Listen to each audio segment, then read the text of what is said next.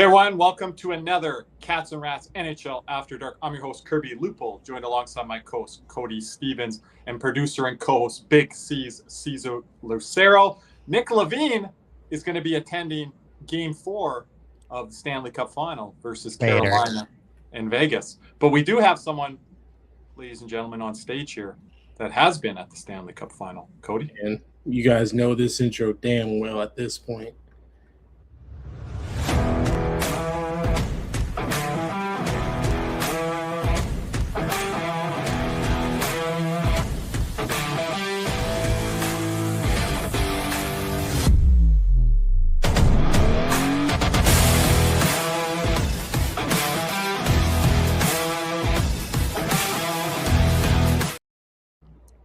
How's it going, Jersey Jim Behringer? Where are we at right now? We are in my dining room because I don't feel like going upstairs. Jersey Jim, it's been a while. Big C's, what's up, baby? How you doing? I'm doing great, man. Good to see you. Good to see you. Good to see you, my brother. Good to see you. So before we start off, Jim, you got to tell Cody how the great state of Carolina is. The great state of Carolina. I love Carolina, man. People down there are awesome. Got free barbecue out of it. Come on, both before game 1 and 2. Oh, people are great. A lot of kids playing hockey. It was awesome to see. Love elite rinks outdoors too, right? Oh, elite rinks outside. Oh, those were great. Oh, great rinks outside. Those were awesome down in Apex playing some roller hockey. So that was fun. Boys were out. Everybody was. Also got a shout out for those that are in the great United States. Kirby, you probably don't get the show up north, so you wouldn't know. But there's a show called College Football Final. I'm bringing that's $1 to Cats and Rats right now. Tarps off rally, that's $1. Keep the shirts on, fellas. Let's go. No one wants to see that. Let's go. Keep the shirts on, boys. I'm handing out $1. You're paying up. Let's go. I'll keep the Money Monster shirt on. You didn't like my shirt off when I was raving the Everblades? I mean, I did see that yesterday. I did see that. That's okay. That's different. But again, I was gonna say. Did they win the game? Did they at least win the game? No, they didn't. They're down. But they were down 3-1 2 years ago, and they won. They came back and won the Kelly Cup. So the Tarps it's not over. I only did this off air when we played Toronto last year, Cody, because I was doing laundry, and we pumped Toronto for a game, and then I did it again for Game 7. I didn't do it. Tarps off. 2-0. No, I'm not. But I'm not doing that on camera. I'm not feeling it. I don't. It was off camera, Jim. Off camera. It was super. Look, there's a time and a place for having the tarps off. There's a time and a place for that. That ain't it. Keep the tarps on. It was last year though for the Panthers. No. Anyway, but $1 hand them out. Start handing out $, fellas, for everybody who's taking a shirt off for the rally. Just put them in my wallet. It's the Behringer fine. Mm-hmm. Behringer fine. Put it in the jar. But in the jar. Speaking of this Stanley Cup Final, people are calling it the best Stanley Cup Final in the last number of years due to the excitement. I mean, Carolina not coming back not only in Game 2, but almost miraculously coming back in Game 3, down 4-0 with 12 minutes to go.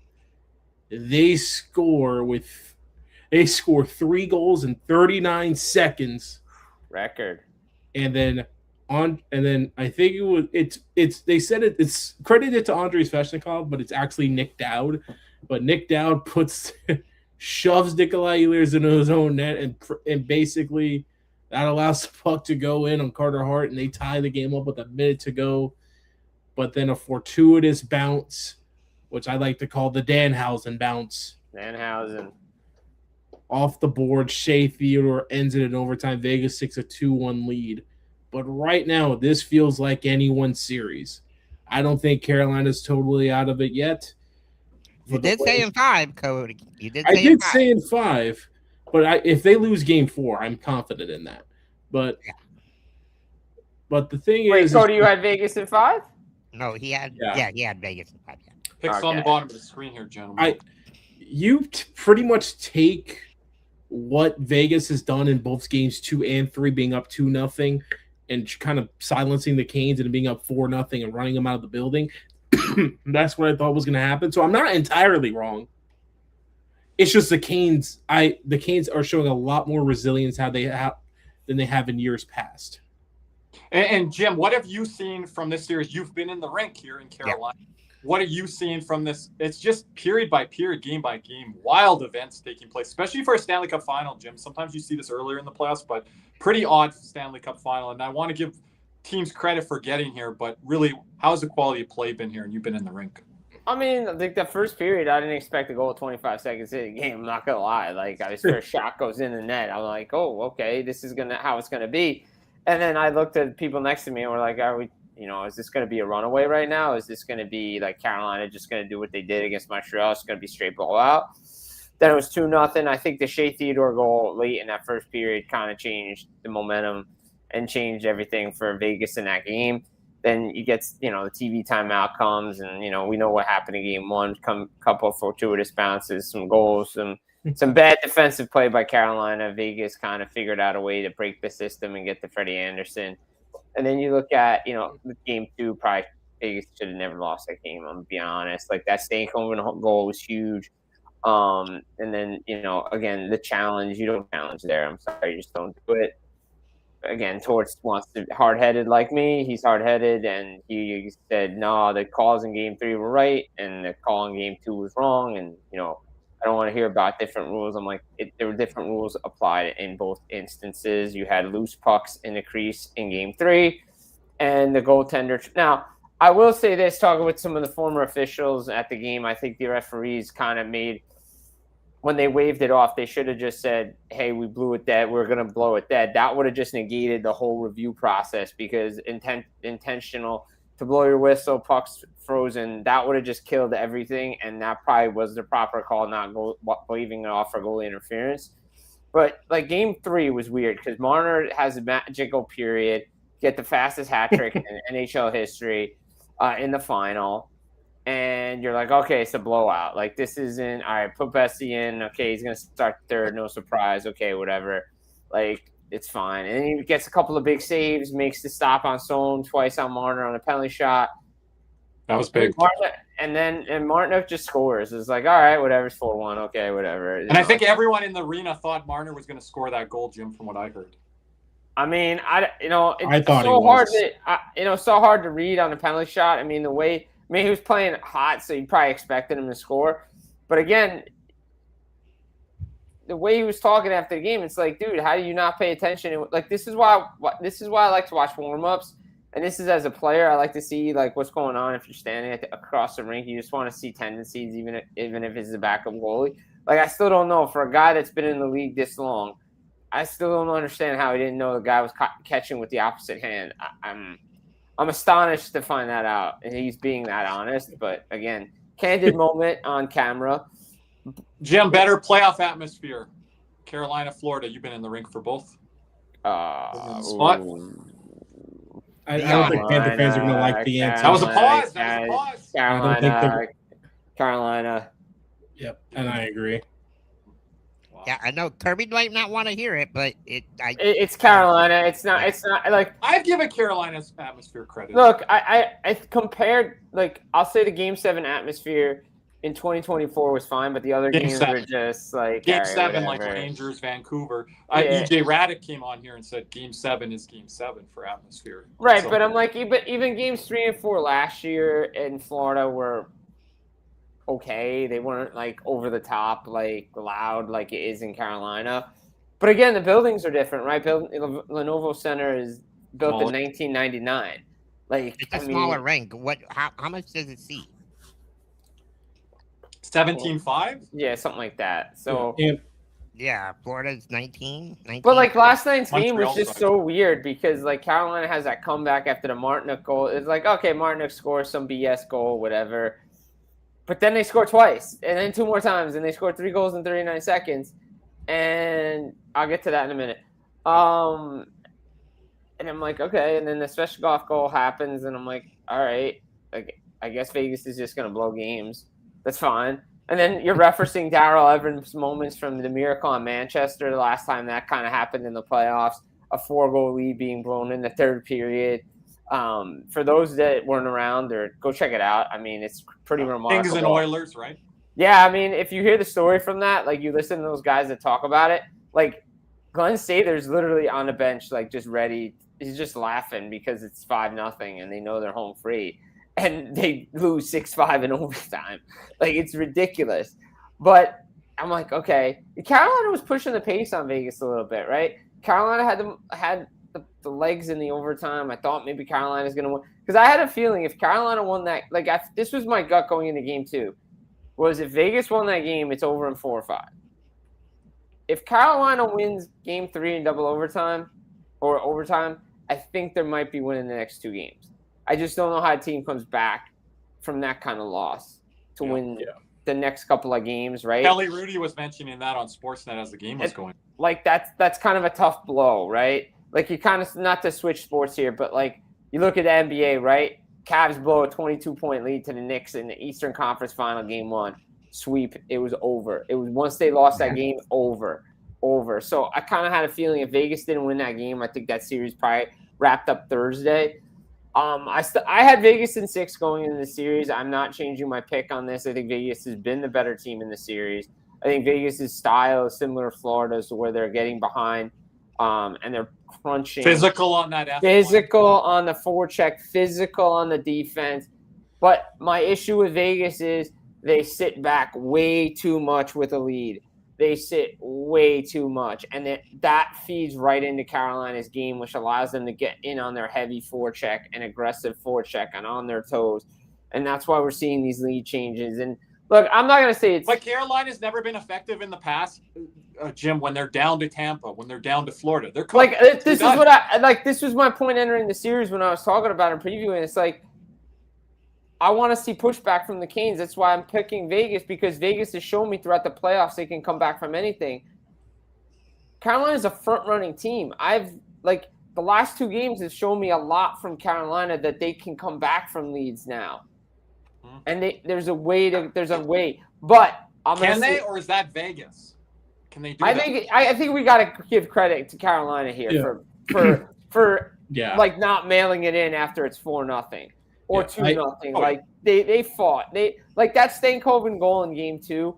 He worked for that goal. I think game 2 is a lot more of Carolina being resilient and coming back. Game 3, that was all Vegas. I don't know. I think there has to be some credit given to Carolina for coming back.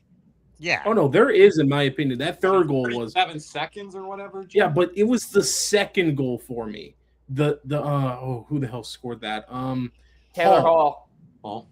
Like, Vegas was lackadaisical with the puck. McNabb kind of just half fishing for it or whatever. Aho, who had his best play in the playoffs in those last 5 minutes, especially playmaking. The last 10 minutes of that game. Yeah.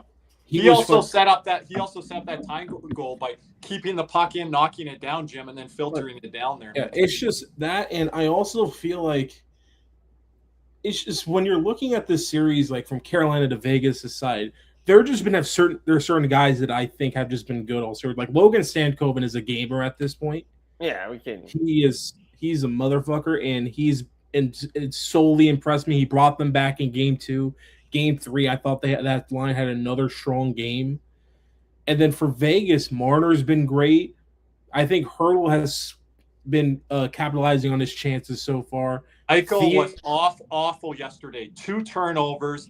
He was awful in the face-off dot, turning pucks over left, right, and center. Didn't have any takeaways. That's one of the worst games you're going to get from Jack Eichel, and Vegas ends up stealing the game there, Jim. Jim, what's the biggest storyline here? Swerve and Irvin asking over on biggest storyline of the final. Could I take a guess? Go ahead. Sam Bennett, how dare you? Take a guess. Go ahead. The non-goal call here? I don't know if that's that was more slam dunk than the Barbashev one. Like, I thought that was. I think the biggest storyline is I think the biggest storyline coming into the final is the storyline that's playing out right now. Could Carolina's goaltending handle Vegas's offensive output? And right now, Frederik Andersen has been god awful. Now you're going to put it on him. I'm not putting game 3 on him. Are you, Jim? I think 6 goals went in, 4 counted. Like, the softest one didn't count, luckily. So, Jim, you're going with Bussy next game, but I don't think Rod's doing that for multiple reasons that I could tell. Look, I'll say this. He gave up 12 goals. His save percentage in the final is .815.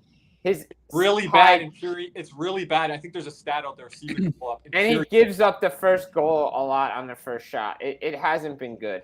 I'll give him this. He made the save on Barbashev in game 2, or else this is probably over tomorrow night. But I'll say this. I think it's got to be the goaltending for Carolina because it just hasn't been good enough. Like, this has been – everybody said in every playoff round, what's the goaltending going to go? When's the goaltending going to go? When's Anderson going to – look, and I know he's dealing with a lot, but there has been – he's given up 12 goals in 3 games.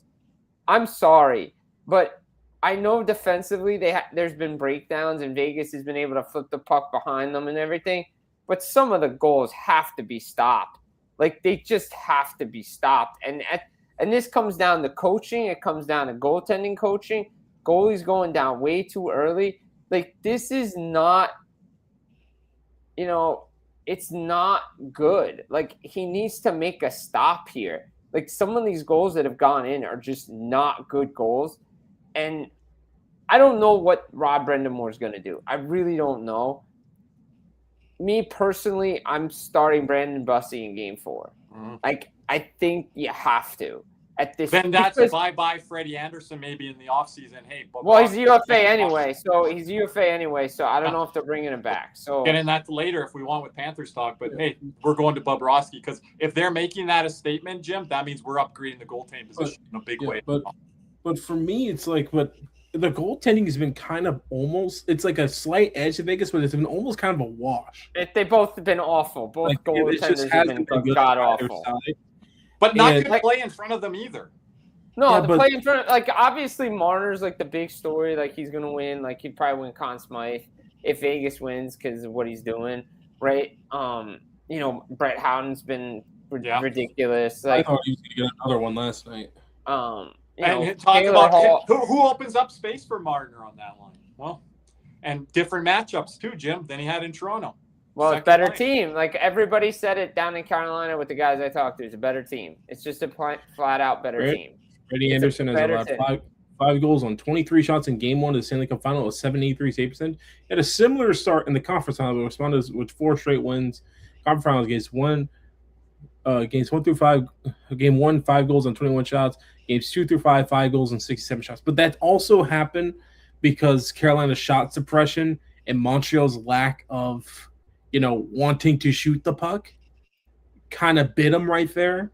Yeah. But it's like on the Carter Hart side, he's got to have that Jankowski goal in game 2. Oh yeah, the Jankowski goal is all. But that goal was coming. But that goal was coming once Stankoven scored. Yeah. Like, they used the building and the momentum of the building to score. Yeah. Like, the thing is just, and I think the big storyline for the rest of this series here is who's going to take more control now. Is it going to be Eichel or Aho? That's the matchup I've stared at all series, and neither guy has put their stamp on it yet. I love how they're pumping up Sebastian Aho with his point totals in the playoffs. I'm like, they always do that. I'm like, dude, look at, but you listen to like the real media guys, you talk to the real guys, and you're just like, yeah, but half his goals came on empty nets. It's like, what? Like, how? And what did he do in overtime when the game was tied? He did a great job down the stretch, but then in winning time, where is Aho? Look, I feel bad for Jordan Martinook because he did get a piece of that puck that changed direction on Busty. Like, I really feel bad for him because, like, it just went off his stick and hit his goaltender and went in a la Steve Smith. And then the Walker one? Yeah. Oh. I mean, there's just a lot of freaky bounces and freaky goals in Game 3, but you got to watch. Like, are we going to finally have a defensive battle? Like, it looked like Game 3 was going to be that. But I thought so. I thought 2-on-3. But also, it looked like it halfway through the game, Jim. Yeah, but also those guys were tired. Played 3 games in 5 days, cross-country travel. Like, you kind of expected that start. Yeah, but they knew they're also getting rest going into Game 4, too. But the Rasmus-Anderson, Noah Hannafin pairing have been a train wreck. That's how Stankoven. You gave credit earlier, Jim, to Stankoven on that goal, and Anderson. It was on Anderson that he out-muscled. Anderson cannot be out-muscled in a playoff situation on a 5'8" forward. Anderson is losing himself some money in the offseason, if you ask me. I mean, unless that contract's already in the drawer, ready to go. Yeah. He could, but he's a right-handed shot defenseman, right, Cody? Yeah, and some team's going to pay him. Well, I'm saying the contract with Vegas could be in a drawer, ready to go. That's all I'm saying. Well, we've only heard rumored with Rasmus Anderson was Vegas and Dallas prior to going to. Hannafin got injured last game. He wasn't injured in game 1 or 2. No, Hannafin got injured. Obviously, he got run, but he got rocked in his shoulder too. So, Jim, anything else on the Stanley Cup final? I mean, I just think guys that I like the way Nikolai Ehlers has been playing. I expect him to be a little bit more productive in game 4. You know, Carolina's D is just getting exposed by Vegas just finding holes, and the middle of the ice has just been wide open. I have option 3 there, Antonio. Yeah, where's the option 3? Because I don't know. Is option 3 Bussy? I was gonna say. I love Brandon Bussy. He's my guy, but no. Why is he your guy? I mean, I just got a nice rapport with him. That's all. Oh, okay, nice rapport. I like his fun. He's also a really big part of the autism for hockey community. Yeah, he's a big, I like his story. I thought he should have been in Boston last year more than he was. I just felt like they had something in Boston covering the team and everything, and talked to him at media day. He's a really good, nice guy and everything. And he, so, I mean, he's, look, neither goaltender, neither goalie is, I thought Carter Hart was going to steal game 2 when it was up 2-0. I'm like, all right, there's a Carter Hart game. He's going to steal this one. But no. Look, the final, I'll say this about the final. I think this is the 3 craziest games I've seen to start a final in a long time. Yeah. I don't know if I call it. I don't know if I call it. This series has been fun. This series has been good. It's been great. It's been better than social media pundits have dubbed it. I thought they've been pumping the tires. You think they've been going against it?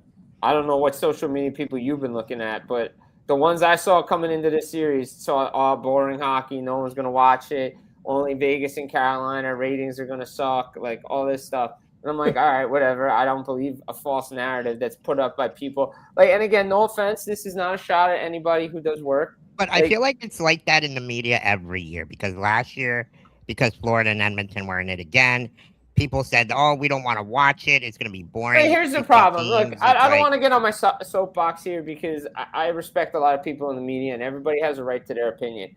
But this is more so for the fans out there that just follow everybody, all these top guys. No, I'm serious. This is for everybody who, is out there that, look, I have an opinion. You may agree with it, disagree with it, whatever. I'm not saying my word is whatever.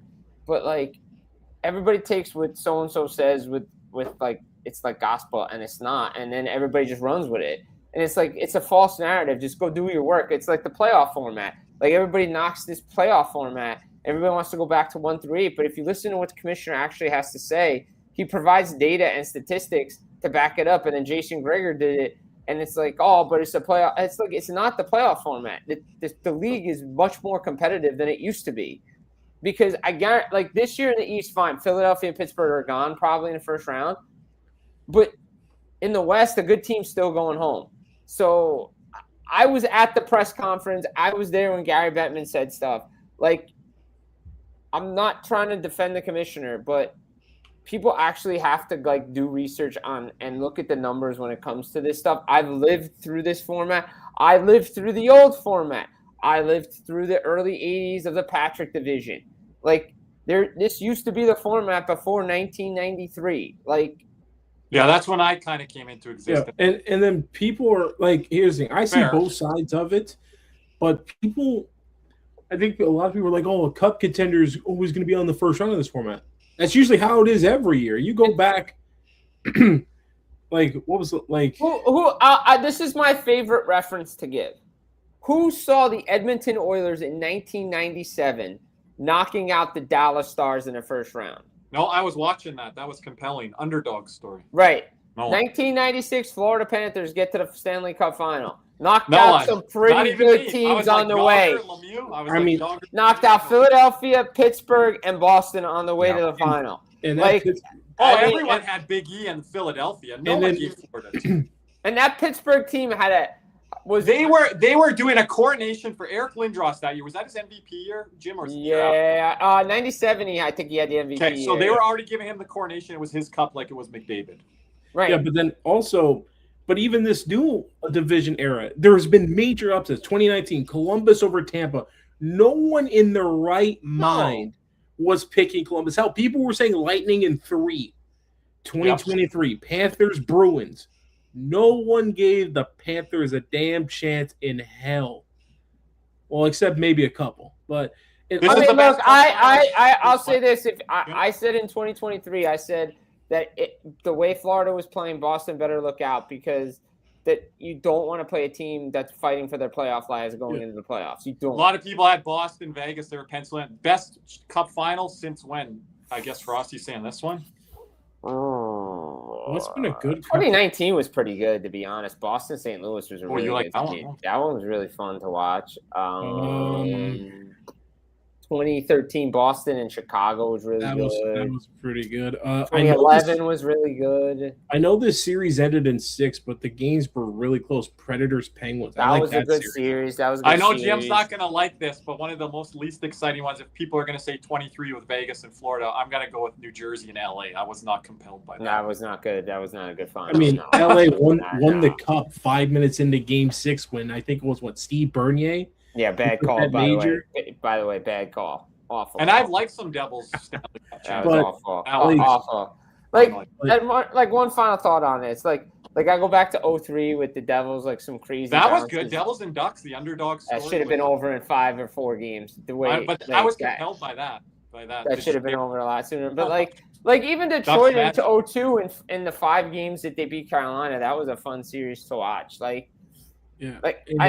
I think you look at it, you have to go if you really take recency bias out of it, you have to go back to the early 2000s and 99s. Those were really good Stanley Cup final games. They were 2000 New Devils and Dallas. Jim is not really a Blackhawks fan. No, I'm not. Well, I'm a big. I know Patrick Sharp, so I like that. Antonio's a Hawks fan there. Jim. But, I mean, my buddy, my best friend from college, is a big Hawks fan. So, yeah, I mean, I agree here, Irvin. And people are going to say 25 Panthers, but I like the 24 Panthers team. I really do. With OEL back there, Monter, I think that's. I take 20. I'm going to be honest. I'm taking 24 team over Colorado. To be honest. The 24 Panthers. Yeah, over Colorado. I think it's the goaltending for me. Yeah, the goaltending in that for me, I'm taking the goaltending, but I like the defense. The defense. I find people thinking Colorado. Yeah, but it's just I think that goes 7. By the way, if that ever happened, if we could actually do that, that would go 7. And I think 25 gets the leg up because of the whole Brad Marchand storyline, and people really slept on Seth Jones and what he ended up doing. That's actually they were a good team last year. Yeah, I think but Brad Marchand's always going to get the upper leg. I think Marchand gets the smidge. I go with 25 because Marchand, but also Nate Schmidt was 10 times better than OEL in the postseason. Yeah, but going in, I would rather have OEL than Schmidt. I know what Schmidt did, Cody, but I'd rather have OEL going in of how they was. Remember, he's allergic to contact before coming to Florida, and he just totally bought it. Look at him. That came out of left field, Cody. Cody, you're like, where Kirby? Well, how did they find the depth? They got all these goals from the defense, Cody. From Series 1 against Tampa, it's like, well, these go and Eetu Luosterainen leading the team. But all right, do we want to go to break and then just talk about the 2 big ones? Yep, sounds good. All right, as we go to break, let's hear a word from our sponsor, CatsNRatsPodcast. Panthers fever is here. Are you geared up? CatsNRatsPodcast in Davie is the place for all your Florida Panthers needs. They have the latest gear for our favorite NHL team: jerseys, polos, t-shirts, hoodies, hats, and more. CatsNRatsPodcast has you covered. Stop by their store in Davie or at pantherswear.com. Again, that's pantherswear, WEAR.com for all your Panthers gear. Another word from other sponsor, Jeremy Beckham with Next Home. Buying or selling in South Florida? He answers his own phone, no games and no pressure. Sure. Just real help finding the home where you'll hang your jersey. Call Jeremy now at 772-475-5371. Again, that is 772-475-5371. Thank you, Cody. Also, our giveaway, our Anton Lundell signed framed photo here, courtesy of Palm Beach Autographs, available to all gold members. Appreciate Johnny Films renewing his gold membership. Beef Cat signing up for the gold membership, so you guys are in the draw. Draw will be at end of the month, probably announced it July 1st. So if you do sign up this month of June, you'll be eligible for that. Just some other housekeeping items. Make sure to like this video, subscribe to our channel, comment on this video. Also, make sure to check out our latest episode, podcast episode, I believe number 74, with FLA Panthers Pulse, Chris Perez, over on Instagram. Great episode. Make sure to check it out on YouTube. Talked about free agent stuff, Panther stuff. So make sure to check that out. You can buy a membership, upgrade your membership, gift a membership, and access to many other great perks. And of course, C's, also hopefully people are subscribing over on your channel. Shout out to the big C's. Hit the big old 1K at last. Let's get that board. Where is it here? Which one? Okay, there we go. It took a while. Don't clap for him. Don't boost his ego. Don't do it. Don't boost his ego. The versus took a while. Look, I'm taking all these shots. Hey, you got the Cats and Rats got it before I did, but it's okay. It's okay. I'm there. That's all that matters. The live streams from the last postseason probably helped out quite a bit with the subscriber boost. But boys, let's talk. I mean, which news would you like to talk about? The one that nearly happened? Well, we got to talk about this one. The chat wants to talk about it. All right. Chat wants to talk about Dylan Larkin. He wants out in Detroit. Not a surprise. Are we surprised by this? Absolutely. This time, not. an American player in his own hometown. So let's just home state, hometown, wanted to be a Red Wing. Says, I'm out. Original 16, Stevie Yzerman, the Yzerman plant. Where are you, Nick, in the chat? Nick wants to take his victory lap here. But let's be real here. If you had a pulse on Dylan Larkin and the Detroit Red Wings, this is not a surprise at all. Yzerman and Dylan Larkin have been going at it for quite a bit now. The contract extension last year got really testy for him, and Larkin called out Yzerman, or a couple years ago, I remember. 23 extended right at the deadline. Yep. And not too long ago, Larkin also did call out management saying, hey, you want us to make the playoffs, we got to do something at the deadline. And Stevie Y says, hey, I'm going to do something. Unfortunately, it's Justin Falk. Have fun. And this is a guy who I think you put him in a postseason series, he can do some damage. He's played well, best on best, 4 nations and the Olympics. Been a captain for the Red Wings for quite a bit of time. The question is, what is Detroit going to want back for him? Because I don't think the way Detroit is set up right now, I don't think they want draft picks or prospects. I think they want guys that can help them win now, more of like a hockey trade. What is Yzerman going to be asking for? I mean, obviously, he's probably going to want a center back. I know they could use more defense help. They're going to probably get a first-round pick for him because they need a first-round pick this year. Here's the issue. Let's go back a little bit. I've talked with some people about this in Detroit. Let's go back for a minute. The year he signed JT Compher and all those guys in the summer, I think it was 22, like they needed 23. They needed to be bad. Like the Celebrini Vidar drafts, they needed to be bad so they could get one of those players and like accelerate this thing. Even like bottom 5, bottom 6. Yeah, they shouldn't have started to turn the corner when they did, right? And that was an issue. But Dylan Larkin hasn't seen the playoffs since 2016, his rookie year.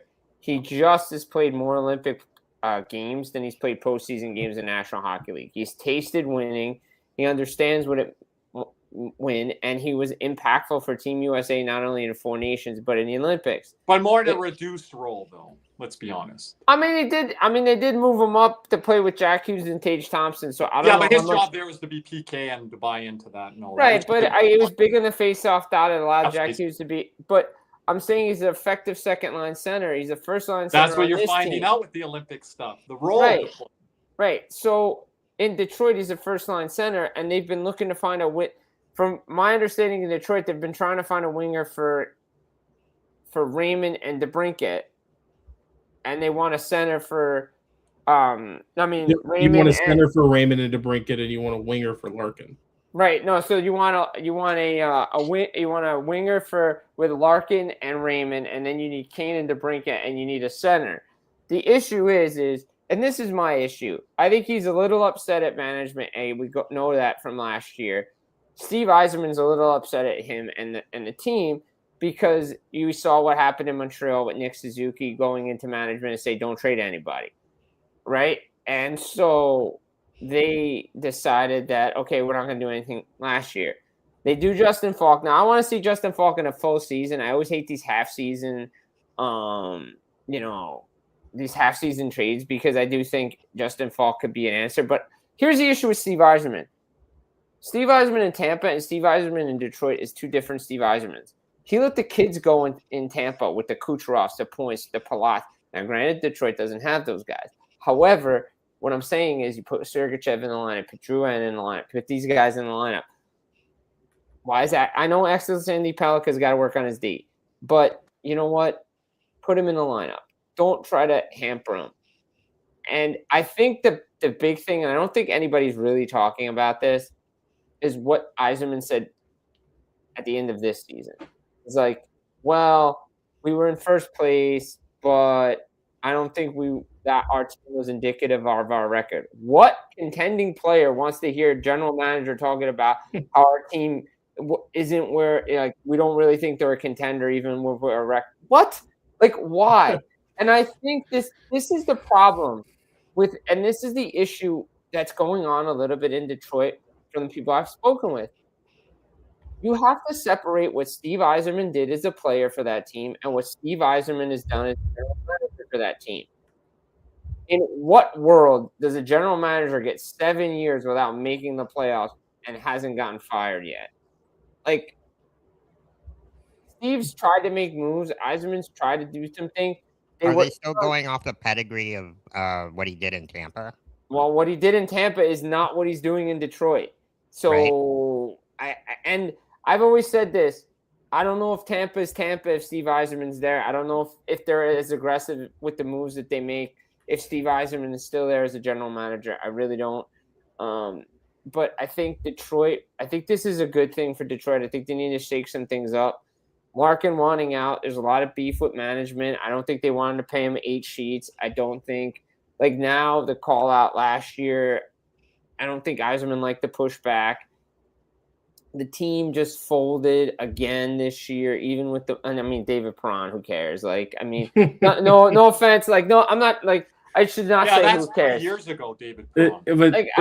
No offense to David Perron, his agent. Like, I don't, like, look, his agent does good work. He's got. It's more of like David Perron, really.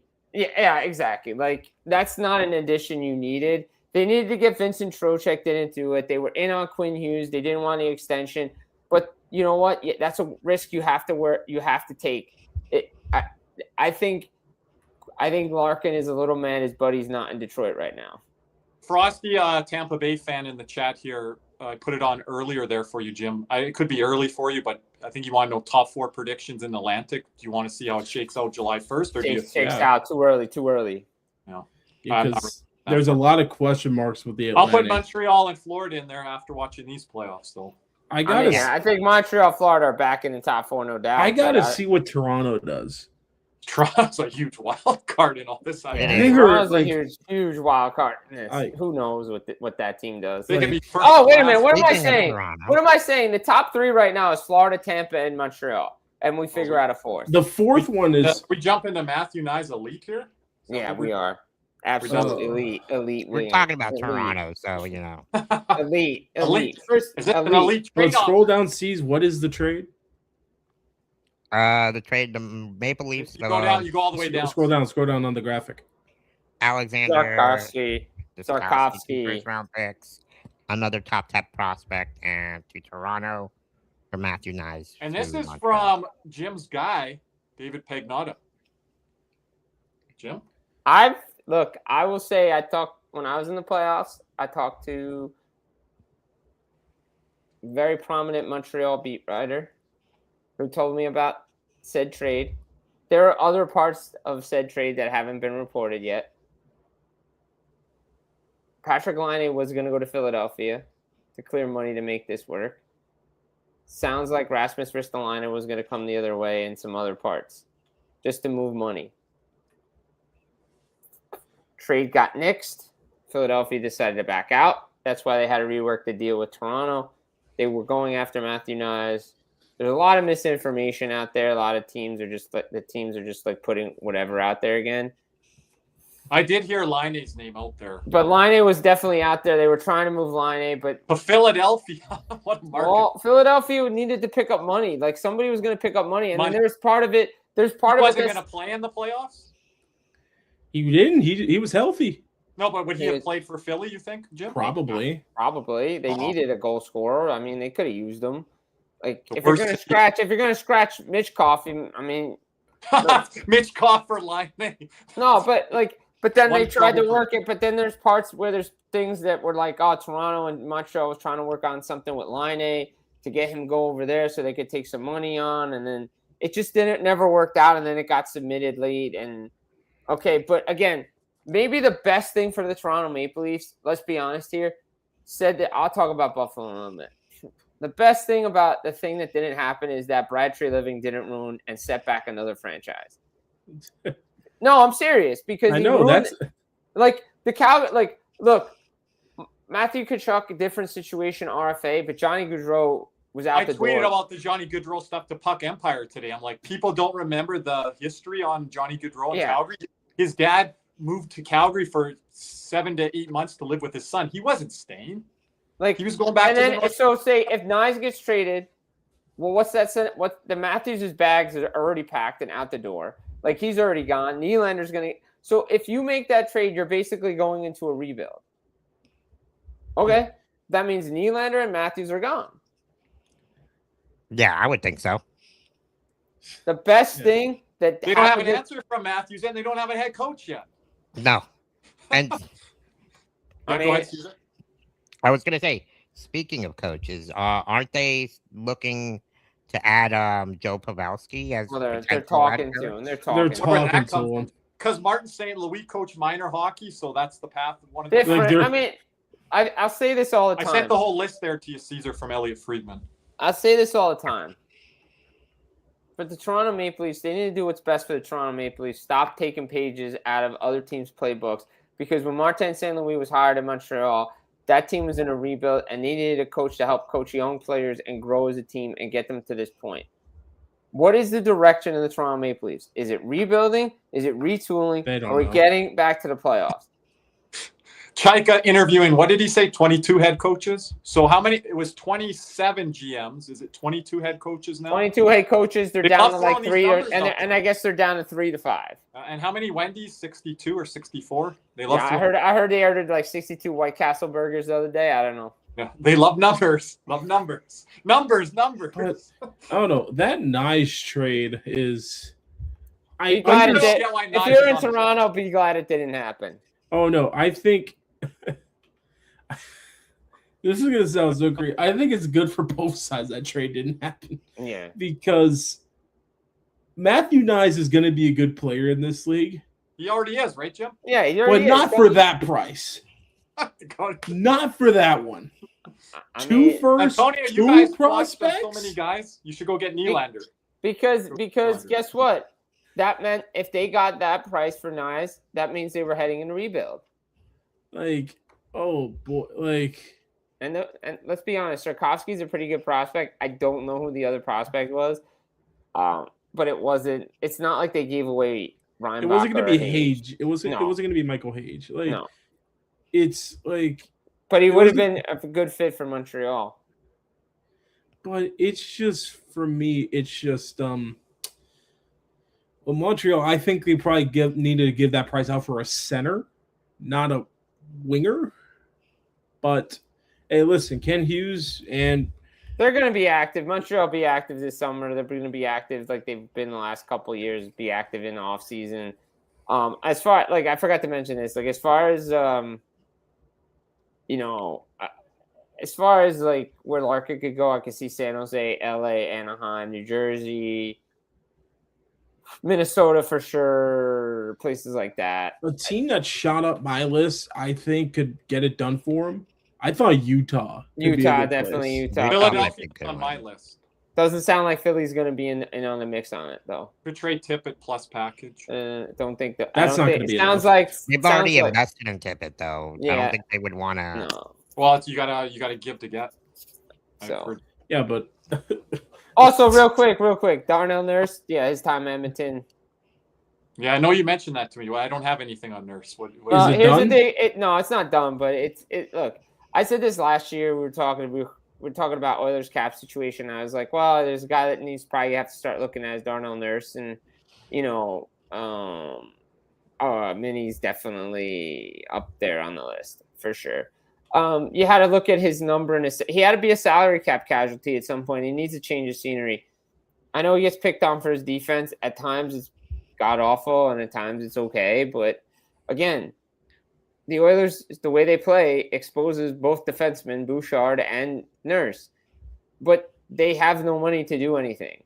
So, and this isn't friends business. This is winning business. And I know Darnell Nurse and Connor McDavid are close. I know that's why he got the contract. But again, management made poor roster decisions under previous management as well as current management, and that's where the Oilers are in this situation.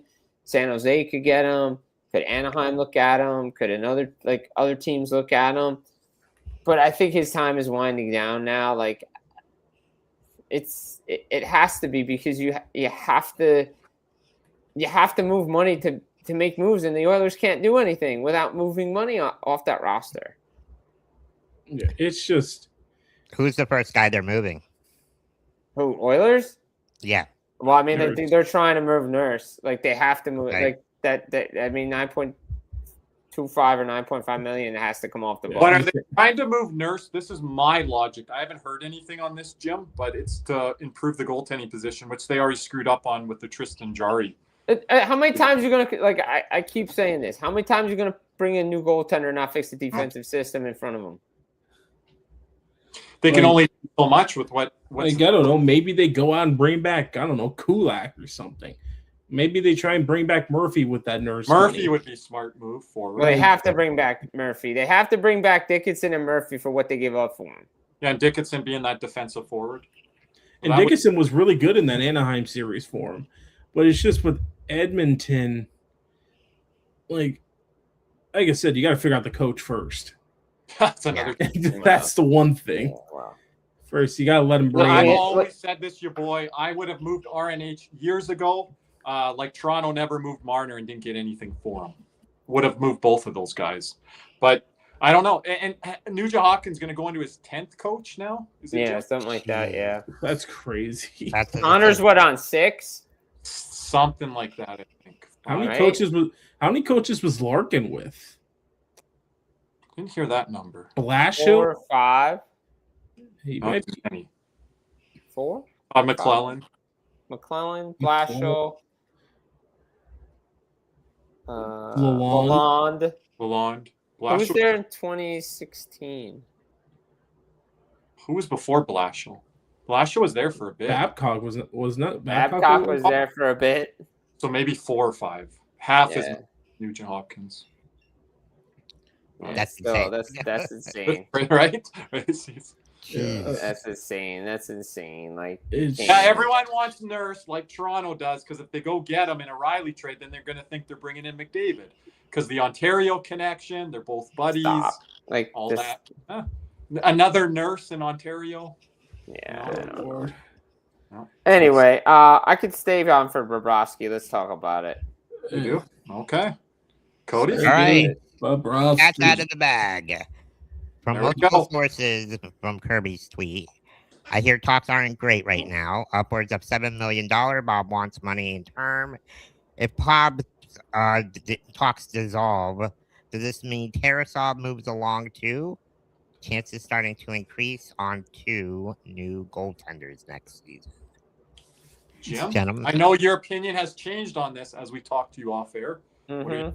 I think it's 50-50 right now. They got to figure this out. Like, I've heard the $7 million number too. Like, I've talked to people down in Carolina about this. Like, both sides got to stop being stubborn and be in the middle.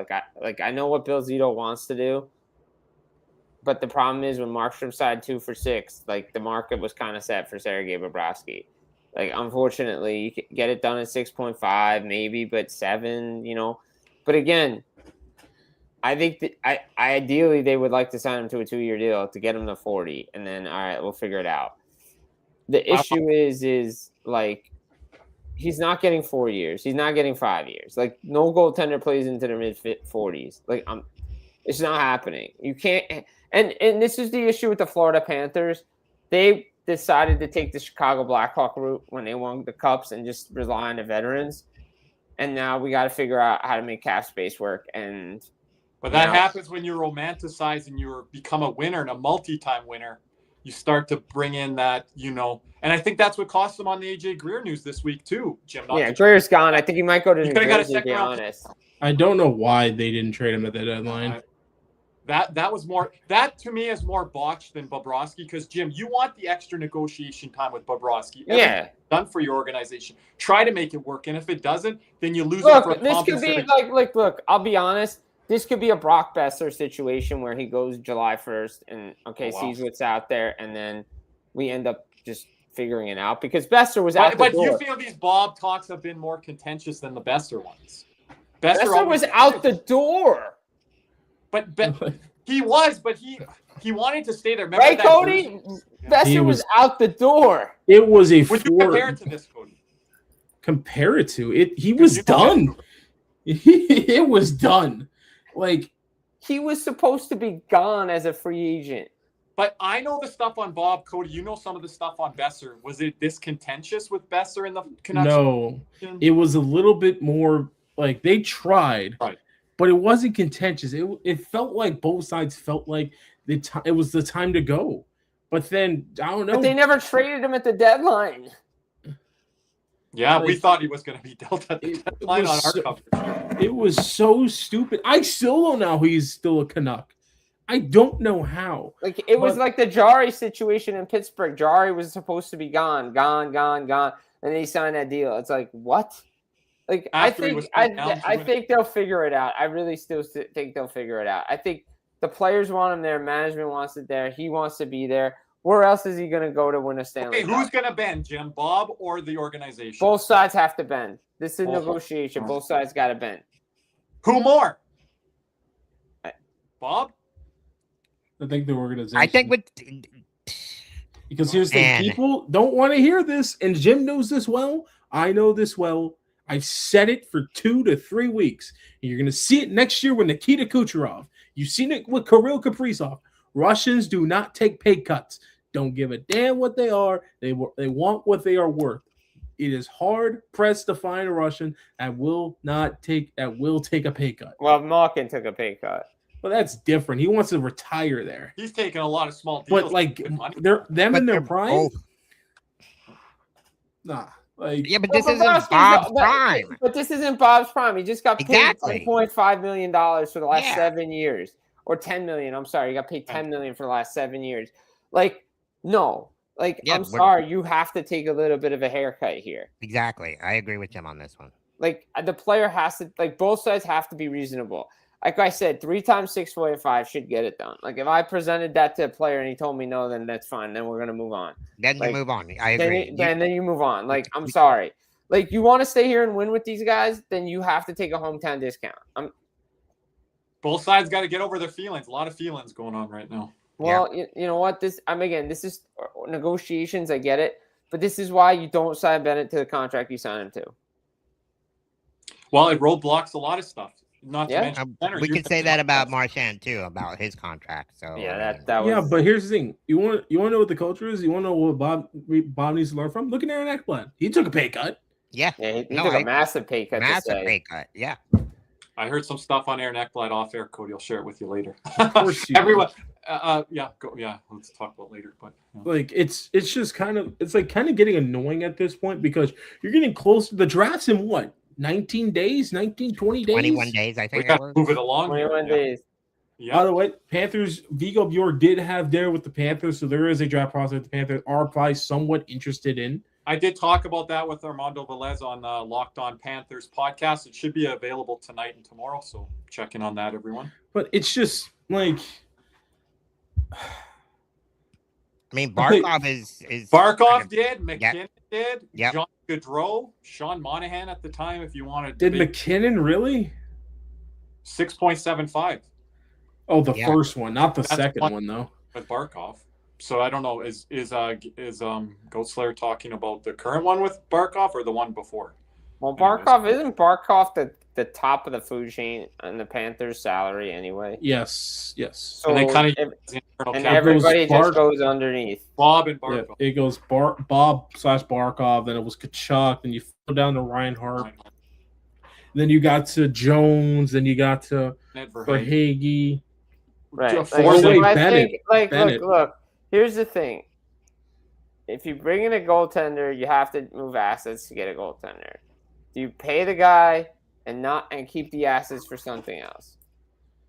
Well, and Jim, the Panthers have 2 seconds to play with here. They have a first if you're going to get a 5-star goaltender. I'm not moving that first if it's not a 5-star guy like Hellebuck, which I don't know how much he's going to be. Would you consider Soros a 5-star guy? What is that?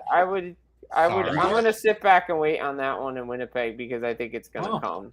Oh, I don't. You think this summer? What name did you say, Cody? Soros. Saros is an interesting one. People want me to do a little bit more investigation. I don't know. We might have to do a poll on that. I don't know. I would stay away from Soros. I'm going to be I'm honest. not as big on that. I'm not a Same big here. Soros guy. I think a few years ago I Why would are have you said not a yeah. big Saros guy, Jim? Tell our audience. I just don't think he can win a big game. Like, I don't think he's a big game player. This might be just me being influenced by Nashville people, but I've watched him enough to know. Like, I think when he was a free agent and signed that deal, I think that was his best year when he got that deal. I think his plays declined a little bit, and I still don't think they should have ever traded away Yaroslav Askarov. But Barry Trotz is not one for intelligence when it comes to management. Cody, Well, that's why Chris McFarland is there now. Now Big Joe's back in the saddle. Then again, he was probably always in the saddle in Colorado. That's probably why McFarland wanted to leave. But there's a Look, question. I'll say this about the Kirill Kaprizov extension. This could be like Suter and Parisi again if they give Quinn Hughes the bag. Like, I just don't. it could. Okay, wait a minute. Like, I want to realistically. When Bob was a free agent, he only wanted to go to Florida and wanted to go south. Why would he go north to Buffalo? He doesn't want to be in the cold. He doesn't want to be in the cold. If there's Like- any other team that I'm putting this one in. maybe out west, California. Well, San Jose would be the only one that would make I'll put sense. San Jose in there. I'll put San Jose. Or Carolina. He's not going north. He's not going to Edmonton. Not to Edmonton with McDavid. No. And now They don't have the room to pay him. and Especially if Carolina does lose the Stanley Cup final. They're they're going to. a blank it- goalie. Anderson. Do you guys see a world where Florida maybe signs Anderson for the regular season and then maybe trade deadline Cody pick up saw somebody that. else? Cody saw that before. Cody, That was as a backup. Yeah, but I'm saying like playing in the regular season, and if you need somebody in net for the playoffs, maybe pick somebody up in the No, I don't want to do that because number one, we don't have any assets after this draft. And We have no Right? first round And then picks. what does that say to Freddie? Like, you bring him in to be your guy, and then it's the same old problems. Now, Florida I wanna has the mention this Anderson. And it kind of goes If against you're the talking backup goalies moving at the deadline, that happens all the time. But to put a starter in net and bring them into a new team, it's very hard to do at the goaltending position. and what does that say about the culture we put in place here in South Florida? Like, You're right. Yeah. No. it just ain't gonna happen. And But I could see us doing a backup upgrade or something at next year's deadline. Like- But they're going to have to look at potentially 2 goalies this summer. I don't know on the Tarasov front either. He could. I think Tarasov probably won't be given his qualifier offer, and he'll be out. Where we go from I Jim. don't even think he's an RFA. Yeah, He's a but UFA. no, I thought he was still your boy, RFA. that's mentioned. Your boy, check No, out the latest Carousel's a podcast. UFA. Oh, he's UFA, so then he's gone. All right, then he's Yeah. gone. Your boy, But- podcast episode. It's out there right now. Check it out after this, time-stamped and everything. Yeah. Yeah. So, whatever. Regardless, it doesn't matter. He's gone. So yeah, I think they tried the experiment. I don't think it's Zito's pride. I think it's Bob's pride as well, Antonio. And I'm a Yeah. Bob backer. I don't it's think everybody. Zito- It's everybody. Everybody just needs to just say, "Hey, we need to get this done. What's the number?" Look, it's gonna be interesting here because Skinner and Binner, CNR, home of CNR, Skinner and Binner. Like, I think the Heat's going to be turned up going into the draft here because of the draft capital the Panthers have, and most of their assets are in this draft. So if there's a deal to be made, it will be before Look, the the one draft. thing, the one takeaway I'll say is this: good general managers use their scouting staffs to not only draft for their team, but for draft for other teams when they put packages together. So, for instance, say they take a player at 9 or they trade the pick or whatever. It may be beneficial for them, for Panthers, for next season to go win, and it helps the other team moving forward. I can see that. But Like, I think that's something you have to look at too. if we draft Tynan Lawrence, I'm gonna be pissed. Just gonna put that out now. Well, if they draft him, maybe it's not for the Panthers. Maybe it's for another team to move. Maybe to for somebody package. else. Yeah. Yeah, that's what I'm If saying. another team like really wants him and says, "Hey, Florida, if you get him, we'll package a deal to get, package a deal to get him, and then we'll give you something in return." Yeah. I think there's a lot of fluidity between Calgary's pick and then Florida's what's going to. But if they want that player, just trade them the pick for them to draft that damn player. But anything else, boys? I think we covered quite a bit here in this hour, Jim. All right, Jim. Let us know where you're going to be at. What's coverage ahead here? Everyone could check out your coverage. Go to my Twitter at Jim Berenger for the latest and greatest coverage. Full Press Hockey on YouTube, Full Press Media on Substack, NHLrumors.com, Nightcap Recap, and Instagram. Follow me. I'll be around. You're going to be in Vegas for Game 4? Potentially, to see what has to be done at the home studios and the home office. Some of us have to do, has to keep housekeeping. Not all fun and games like our boy Nick J. Levine, who's going to be in the ring for Game 4, I believe. No, for Game 4, I don't think we'll be able to do a watch along, unfortunately. But I will be in Carolina for Game 5, and if I don't if it goes 6, then I'll be in Vegas because that's when it really matters. Because that's when the cup will be around. Yeah, but I am thinking about doing a post-game show for the game on Tuesday night with Nick on the Strip. So we'll see what. He won't be available, so just forget it. Bag it now. He said, he might have something on here. Okay. Look, we can only do so much. Let's not distract Nicholas J. Levine. Let's not lose money. Let's stick to business. Let's get the post. He says he's up now. He says he's up.